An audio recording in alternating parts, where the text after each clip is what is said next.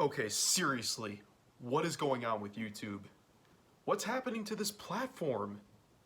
Censorship, demonetization, a very biased algorithm, copyright strikes up the wazoo, and I'm sure there's more issues I haven't even mentioned. But you see, YouTube is how many people make their living. It's how they pay the bills. It's how they pay their rent, their mortgage, their utilities, food. And maybe some of them have, and a lot of them have kids too to look after, right? And you're going to take away their funding because they said a no-no word like kill or genocide or Hitler or fuck or shit. Really? You're seriously triggered by this? It's like that scene from Clerks when Dante and Randall are, talking amongst themselves at the counter, and there's a customer who's, being rung up in the process, and at the end of it, when they're talking, he's like, "You guys should be ashamed using naughty language in front of a customer. You highly offended me. You both should be fired." He sounds exactly like that. And you know what? That's kind of what's happening with YouTube right now. YouTube is that uptight customer who's like, you've highly offended me. And this affects a majority of YouTubers, YouTubers who do educational videos, like Mr. Beat, not to be confused with Mr. Beast, Mr. Beat, B-E-A-T, who makes videos for educational purposes.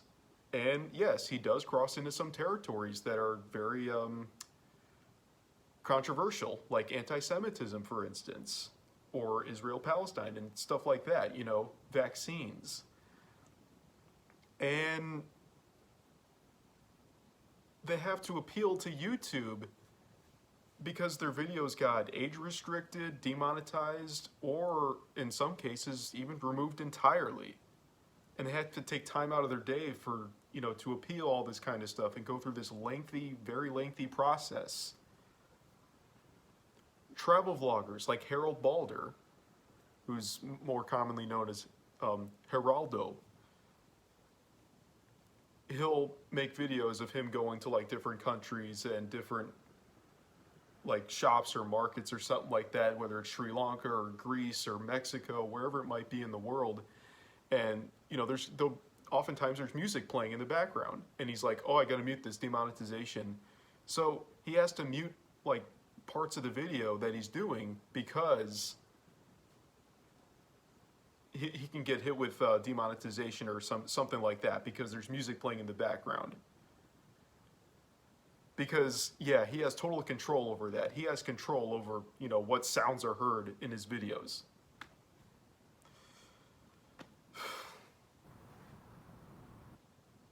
And reaction channels deal with these copyright issues all the time. And I haven't even brought up independent media.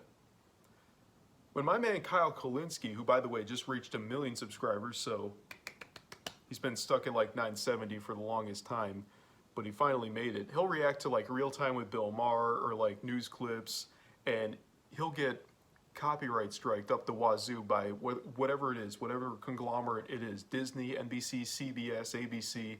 I mean, they'll act like those policemen who give out parking tickets, who just hand them out like Halloween candy. And that's how they treat the copyright strikes. They just pass them out like so. And it's like, whoa, just take it easy, man. And another thing too is just independent media, they'll cover like actual events like January 6th, 1/6 for instance, and YouTube will like, put a strike on it, put a copyright strike on it, or some kind of demerit on whoever's channel it is. And what they'll do is they'll push the same coverage or different coverage from like, CNN or Fox News or MSNBC, and they'll choose that over independent media because, oh, one is more legitimate than the other. Give me a break. Give me a friggin' break. Because you know how CNN operates, how some of these news sources operate is they won't talk about, actual news, and they'll dwell on something for like years like the same story for like years or months or whatever it is. So with all these problems, something has to change because this is not okay. And even me making this video is crossing a serious line in the eyes of YouTube by even talking about this problem. And I'm sure many others have done the same thing I'm doing right now. But you know what? It has to be said. Because I can't sit idly by and watch this platform crumble before my eyes. Hopefully things get better, but I really don't know. You know, I'm not sure what exactly you can do to help curb this issue.